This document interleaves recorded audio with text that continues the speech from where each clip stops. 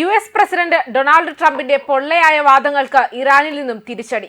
ഇറാന്റെ ആണവശേഷി America നശിപ്പിച്ചുവെന്ന US president Donald ട്രംപിന്റെ വാദത്തെ തള്ളി ഇറാനിയൻ പരമോന്നത നേതാവ് ആയത്തുള്ള അലി ഖമേനി. അമേരിക്കയിൽ നിന്നുള്ള പുതുക്കിയ ചർച്ചകൾക്കുള്ള വാഗ്ദാനവും ഇറാൻ നിരസിച്ചു. ഈ വർഷം ജൂണിൽ നടന്ന വ്യോമാക്രമണത്തിൽ ഇസ്ലാമിക് റിപ്പബ്ലിക്കിന്റെ ആണവ കേന്ദ്രങ്ങൾ നശിപ്പിക്കപ്പെട്ടു എന്ന US പ്രസിഡന്റ് ഡൊണാൾഡ് ട്രംപിന്റെ പ്രസ്താവനയും തള്ളിയിരിക്കുകയാണ് ഇറാൻ. ട്രംപ് വാഗ്ദാനം ചെയ്യുന്ന കരാറിന്റെ ഫലം മുൻകൂട്ടി നിശ്ചയിച്ചതായിരുന്നു എന്ന് പറഞ്ഞുകൊണ്ട് ഇറാനിയൻ പരമോന്നത നേതാവ് ആയത്തുള്ള അലി ഖമേനി ഒരു പ്രസ്താവനയിൽ വാഷിംഗ്ടണിനെ അടിച്ചേൽപ്പിക്കുകയും ഭീഷണിപ്പെടുത്തുകയും ചെയ്തുവെന്നും ആരോപിച്ചു. ജൂണിൽ ഇസ്രായേലും US ഇറാനിയൻ ആണവ കേന്ദ്രങ്ങൾ ബോംബിട്ട് തകർത്ത 12 ദിവസത്തെ വ്യോമാക്രമണത്തോടെ അവസാനിച്ച 5 റൗണ്ട് പരോക്ഷ ആണവ ചർച്ചകളിൽ ടെഹ്റാനും വാഷിംഗ്ടണും ഏർപ്പെട്ടു. ട്രംപ് പറയുന്നത് താൻ ഒരു ഇടപാടുകാരനെന്നാണ്. എന്നാൽ ഒരു ഇടപാടിൽ നിർബന്ധം ചെലുത്തുകയും അതിന്റെ ഫലം മുൻകൂട്ടി നിശ്ചയിച്ചിരിക്കുകയും ചെയ്താൽ അത് ഒരു ഇടപാടല്ല, മറിച്ച് ഒരു അടിച്ചേൽപ്പിക്കലും ഭീഷണിപ്പെടുത്തലുമാണെന്നും ഖമേനി എക്സിലെ ഒരു പോസ്റ്റിൽ വ്യക്തമാക്കി. ഗാസയിൽ ഇസ്രായേലും പലസ്തീൻ ഗ്രൂപ്പായ ഹമാസും തമ്മിൽ വെടിനിർത്തൽ ആരംഭിച്ചതിനെ തുടർന്ന് ടെഹ്റാനുമായി ഒരു സമാധാന കരാർ ചർച്ച ചെയ്യാൻ വാഷിംഗ്ടണിന് കഴിഞ്ഞയാഴ്ച ട്രംപ് ഇസ്രായേൽ പാർലമെന്റിൽ പറഞ്ഞു. അമേരിക്കൻ പ്രസിഡന്റ് അഭിമാനത്തോടെ പറയുന്നത് അവർ ഇറാന്റെ ആണവ വ്യവസായം ബോംബിട്ട് നശിപ്പിച്ചു എന്നാണ്.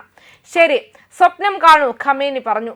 ഇറാൻ ആണവ സൗകര്യങ്ങൾ ഉണ്ടെങ്കിലും ഇല്ലെങ്കിലും അമേരിക്കയ്ക്ക് അതുമായി എന്ത് ബന്ധമാണ് ഉള്ളത്?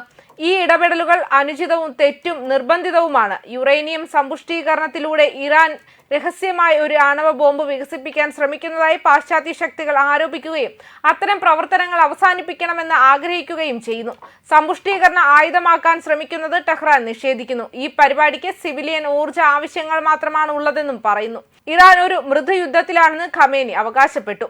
ട്രംപ് തന്റെ പ്രസ്താവനകളിലൂടെ ഇറാനികളുടെ മനോവീര്യം തകർക്കാൻ ശ്രമിക്കുകയാണെന്ന് ആരോപിച്ചു.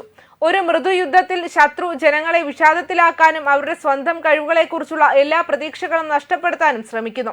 അധിനിവേശ പാലസ്തീനിലെ നിരാശരായ സൈനിസ്റ്റുകളുടെ മനോവീര്യം വർദ്ധിപ്പിക്കാനും പ്രതീക്ഷ നൽകാനും US പ്രസിഡന്റ് ഒരു പിടി പൊള്ളയായ വാക്കുകളും തന്റെ വിഡ്ഢിത്തങ്ങളും ഉപയോഗിച്ച് ശ്രമിച്ചു.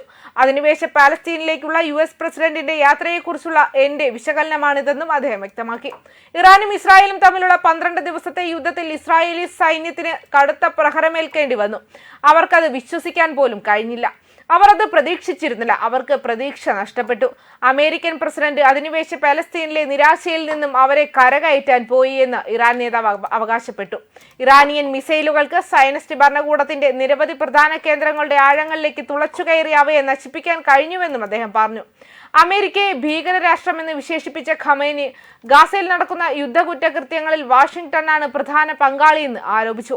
ഗാസയിലെ പ്രതിരോധമില്ലാത്ത ജനങ്ങൾക്ക് മേൽ പ്രയോഗിക്കാൻ വേണ്ടി സയനിസ്റ്റ് ഭരണകൂടത്തിന് US വിഭവങ്ങളും ആയുധങ്ങളും സമൃദ്ധമായി ലഭ്യമാക്കിയിട്ടുണ്ട്.